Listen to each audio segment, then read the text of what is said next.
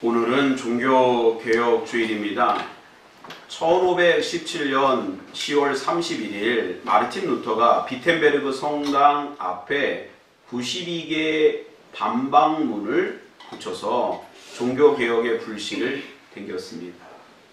그러면 왜 마르틴 루터가 이렇게 95개의 반박문을 붙였을까? 그 중심적인 이유는 바로 면죄부 때문에 그렇습니다. 당시에 교황 레오 10세가 베드로 성당을 개축하면서 예산보다 돈이 더 많이 들어가니까 그 재정을 충당하기 위해서 면죄부를 만들었고, 면죄부를 사기만 하면 죄를 사함받고 구원받을 수 있다. 그렇게 공포를 해버린 것입니다. 말이나 됩니까? 그럼 면죄부를 사가지고 구원받을 수 있다면 가난한 사람은 어떻게 구원받을 수 있을까요?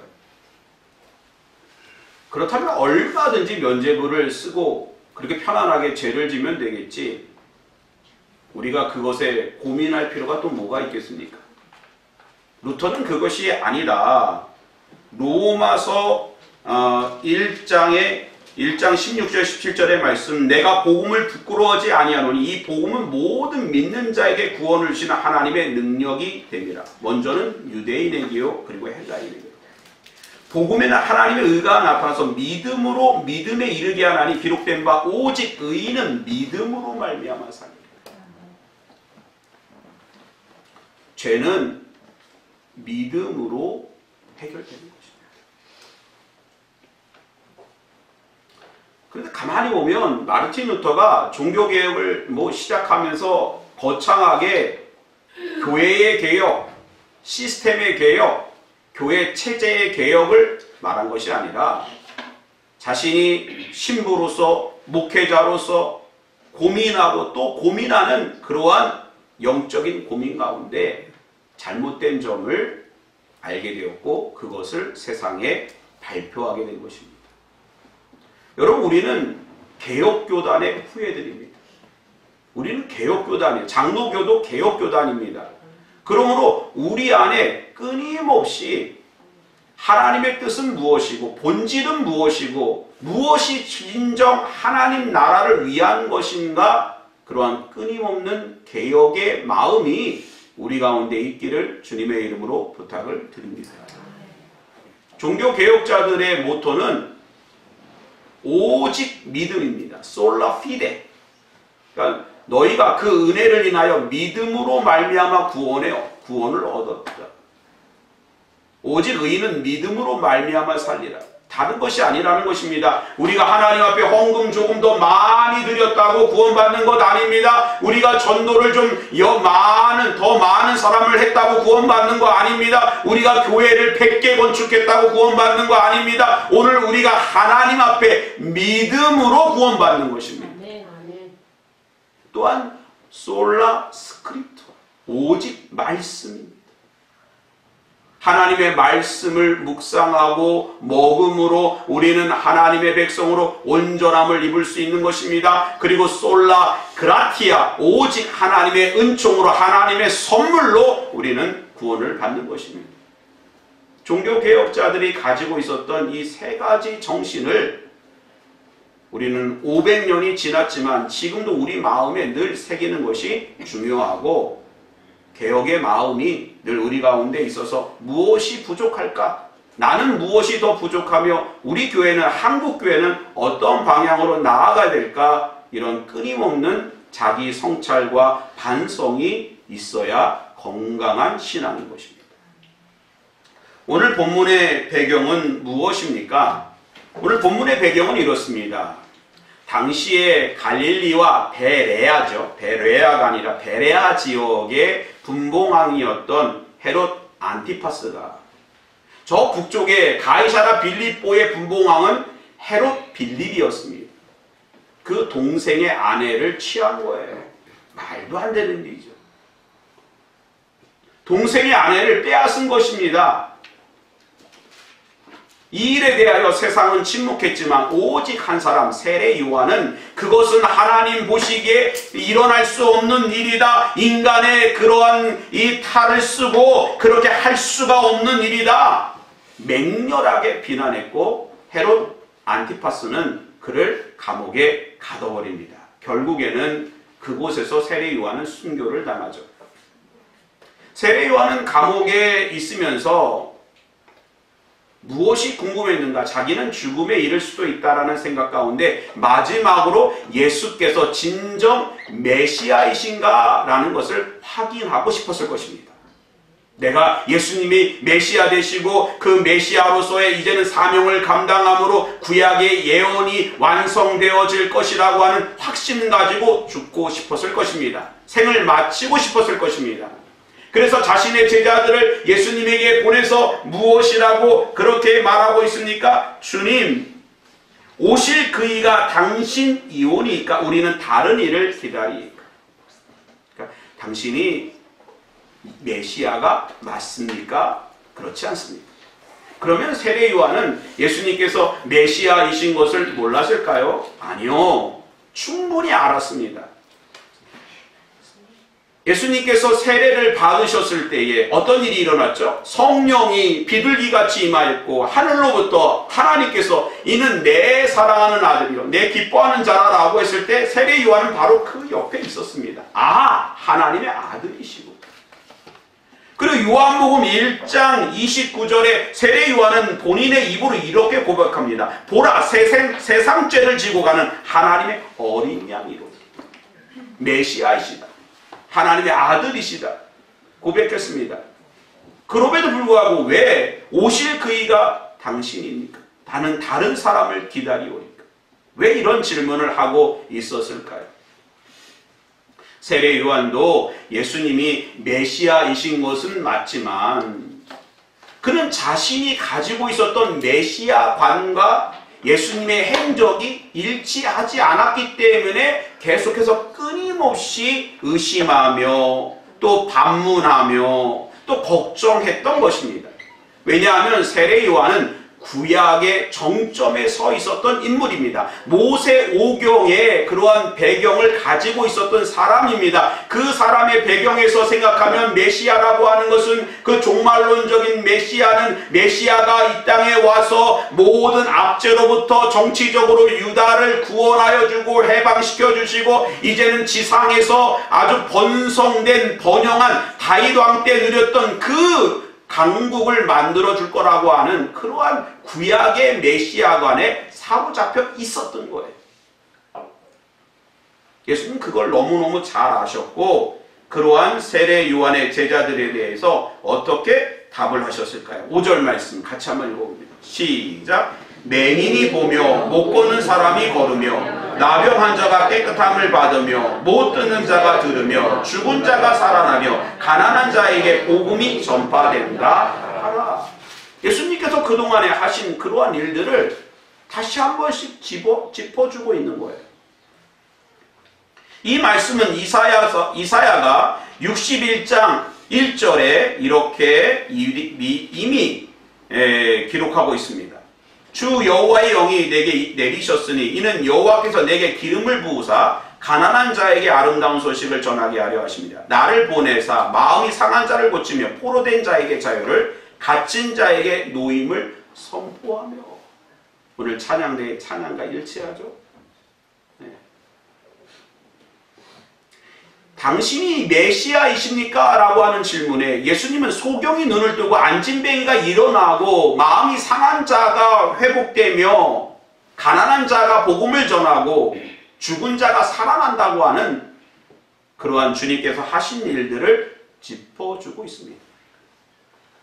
무엇이 전해지고 있든 복음을 전하는 복음. 당신은 누구십니까? 예수님은 복음을 이야기하십니다. 여러분, 복음이 무엇입니까? 복음은 예수 그리스도입니다. 할렐루야. 예수 그리스도. 예수는 구원자이시고 예수는 나의 주가 되시고 예수는 진정한 왕이 되신다는 뜻입니다. 예수는 구원자이십니다. 예수님은요, 눈먼 자를 눈을 뜨게 하셨어요.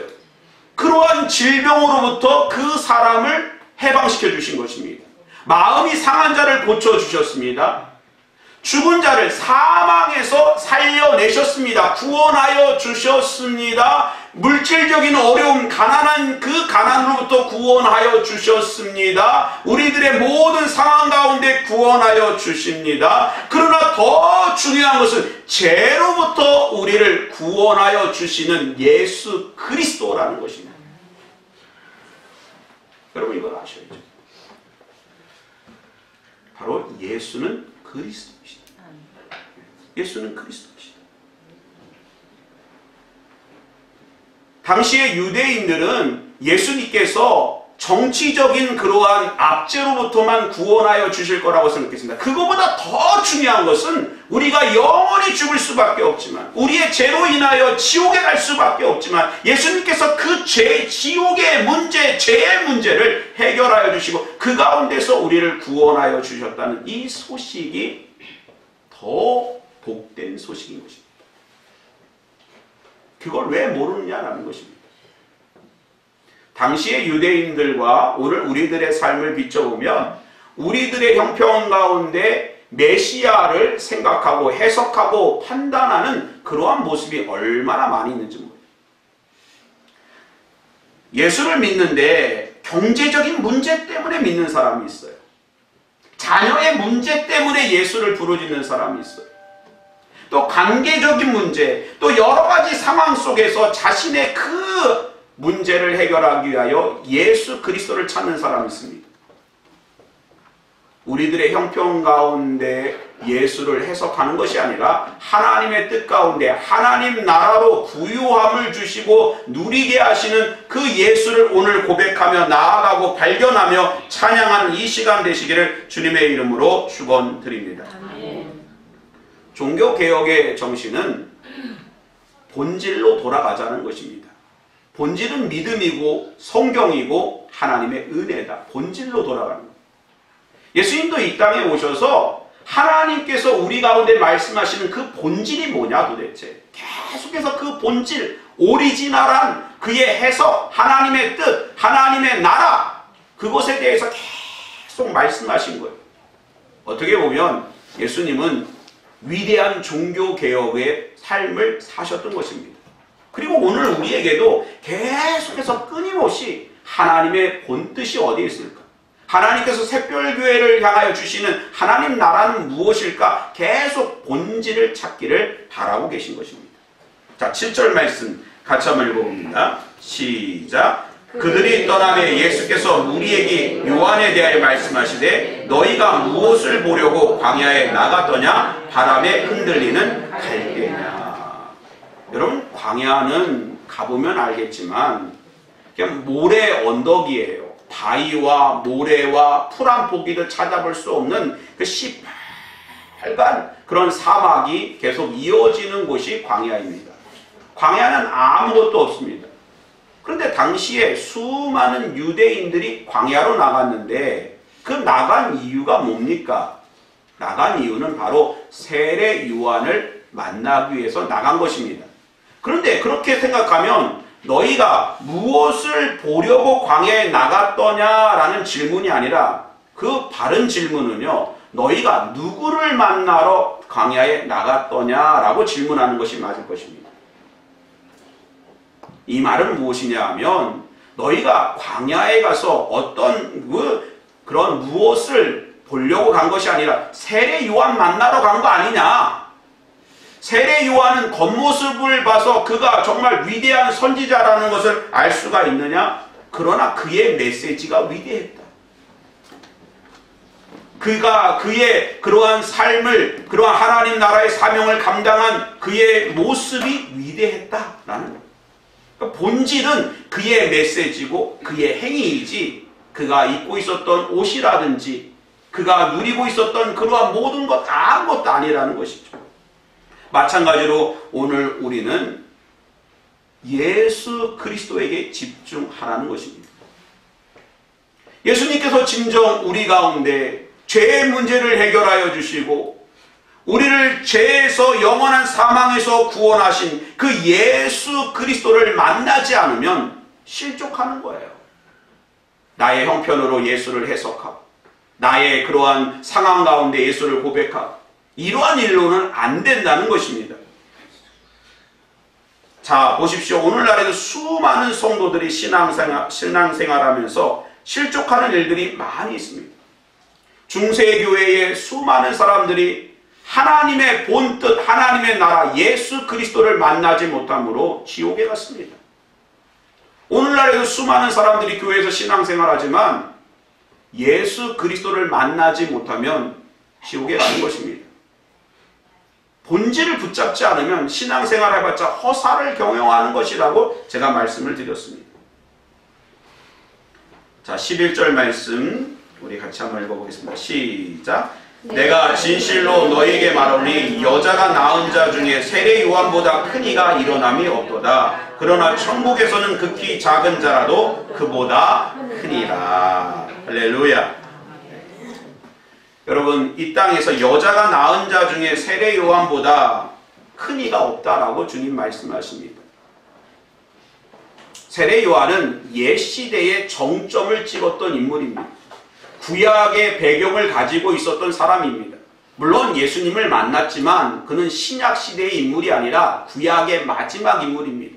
선지자 중에 선지자이고 율법으로는 완벽에 가까운 사람이었고 그의 성실함과 또한 그 하나님에 대한 그러한 집중도와 열정은 그 누구에게도 뒤떨어지지 않았습니다. 그러나 그는 열심히 천국을 선포했지만 천국 복음을 경험하지는 못했어요. 무슨 뜻입니까?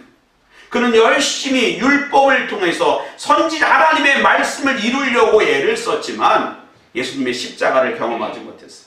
부활의 아침을 목격하지 못했습니다. 오순절 마가의 다락방 성령의 임하심을 그는 경험하지 못했던 것입니다. 그러므로 천국에서는 극히 작은 자라도 그보다 큽니다. 우리는 이제 예수 시대, 복음의 시대, 성령의 시대, 말씀의 시대에 살고 있음을 믿으시기 바랍니다. 우리가 얼마나 감사한지 모르겠어요. 우린 이런 시대에 살고 있는 사람들입니다. 구약에 있는 사람들은 율법을 통해서 메시아 예수 그리스도를 바라보고 해석하려고 했지만 도저히 올곧게 해석하는 일을 만날 수 없었던 것입니다. 그러나 오늘 우리는 십자가를 통해서 예수를 온전히 바라볼 수 있는 것입니다. 성령님을 통해서 하나님 나라를 우리가 온전히 해석하고 경험하며 감사하며 확신하며 오늘도 하나님 나라를 누리고 살아가는 줄 믿으시기 바랍니다. 네. 여러분, 아무리 좋은 음식이 있다고 해요. 여러분, 그것을 우리가 머리로 알고 있는 것 중요합니까? 오늘 우리 여전도의 권사님들이 또 좋은 식사를 준비했다고 하는데 우리가 아무리 설명을 들어도 알 수 있습니까? 그거를 먹어봐야 알죠. 마찬가지로 우리는 천국이 좋다, 천국은 정말 완벽하다, 정말 하나님의 통치는 선하시다 아무리 말하지만 그것을 경험하고 누린 사람에게는 그것을 비교할 바가 없는 거죠. 여러분, 서울이 아무리 좋다고 100번 듣는 것보다 한 번 가서 서울 이렇구나. 마찬가지로 우리는 오늘 우리가 십자가를 경험하고 성령 충만함을 경험한 가운데 하나님 나라가 우리 가운데 온전히 해석되고 우리가 본질을 붙잡고 하나님 앞에 온전히 나가 승리하게 될 줄 믿습니다. 네. 그러므로 첫 번째로 십자가 신앙을 다시 한번 회복하시기 바랍니다. 십자가를 통해서 예수 그리스도를 온전히 바라보기를 바랍니다. 세례 요한은 예수님께서 고난받는 종이라는 사실을 몰랐던 거예요. 고난받는 종의 메시아관을 갖지 못했던 거예요. 그러나 우리는 예수님의 십자가를 통해서 우리를 이토록 사랑하십니다. 예수님이 우리를 십자가에서 우리 모든 죄를 사하실 정도로 사랑하시는 거예요. 십자가가 우리 마음에 새겨짐으로 우리는 하나님 나라가 그냥 확 보이는 거예요. 다시 본질로 돌아가는 거예요. 십자가만 생각하면 우리가 저 멀리 갔다가도 알고 하나님 하면서 다시 돌아올 수 있는 거예요. 미국에서 어떤 조그만 도시에 클라인이라고 하는 그 할아버지가 살고 있었는데, 이분은 노년에 자신을 돌봐줄 자녀도 없고 또 할머니도 안 계시고, 나는 버림받은 인생이다, 나는 정말 쓸데없는 인생이고 마지막 인생을 헛살았다, 이런 마음에 그냥 걸어가는데 교회를 지나갈 때 이런 찬양이 들리는 거예요. 오직 은혜로 구원받기 바라네, 예수 온 세상을 위하여 돌아가셨네, 예수 나를 위해 돌아가셨네, 이런 찬양이 들리는데, 예수 온 세상을 위해서 돌아가셨네가 영어로 말하면 Jesus died for all mankind. Jesus died for all mankind 그러는데, 그 이야기를 들어가는데 이 할아버지가 귀가 좀 잘 안 들렸는지 Jesus died for Klein 이렇게 들린 거예요. For Klein? 나를 위해서? 클라인을 위해서? 어떻게 하셨지? 그리고 교회에 들어가서 목사님 말씀 들으면서 진정 그때에 십자가를 만나고 예수께서 자신을 위해 돌아가셨다는 사실을 깨닫고 그는 정말 믿음의 반석 위에 세워졌다는 것입니다. 사랑하는 성도 여러분, 종교개혁주일 우리는 십자가를 통해서 다시 한번 주를 바라보시기 바랍니다. 두 번째는 다시 한번 성령으로 회복되어지시기 바랍니다. 중세시대에 많은 사람들, 교황의 칙령과 공회의 결정은 성경의 권위와 같다, 이렇게 선포합니다. 쉽게 말하면 뭐예요? 교황이 한마디 하면 그 말이 성경과 같은 권위를 갖기 때문에 내가 한 말 잘 들으면 구원의 길이 활짝 열린다. 그러므로 면죄부를 사면 구원받을 수 있고, 십자가 전쟁에 참여하면 구원받을 수 있고, 또 헌금 많이 하면 구원받을 수 있고, 선행을 내가 좋아하는 일을 하면 구원받을 수 있다. 그렇게 가르쳤고 사람들은 그 길로 따라가서 멸망으로 나아갔던 것입니다. 여러분, 중세교회가 이렇게 철저히 타락할 수 있었던 이유는 뭘까요? 성령을 거부했기 때문입니다. 여러분, 오늘도 성령께서 우리를 바로 세우기 위하여 말씀하시는데, 성령의 다가오심과 터치를 거부하면 여러분도 중세교회가 되는 거예요. 우리 자신 중세교회가 돼서 썩어가는 거예요. 그러나 성령께서 이 세상에 우리가 죄로 물들어 있을 때 성령께서 바람으로 우리의 마음을 타치해 주실 때, 오 주님, 우리가 회개하고 다시 하나님의 십자가와 말씀을 붙잡을 때 그 가운데 온전히 회복과 구원과 하나님 나라가 임하게 될 줄 믿습니다. 종교개혁주일 다시 한번 광야로 나아가시기 바랍니다.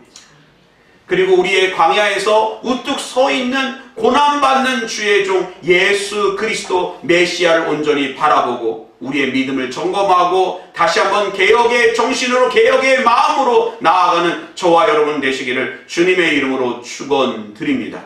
기도하겠습니다.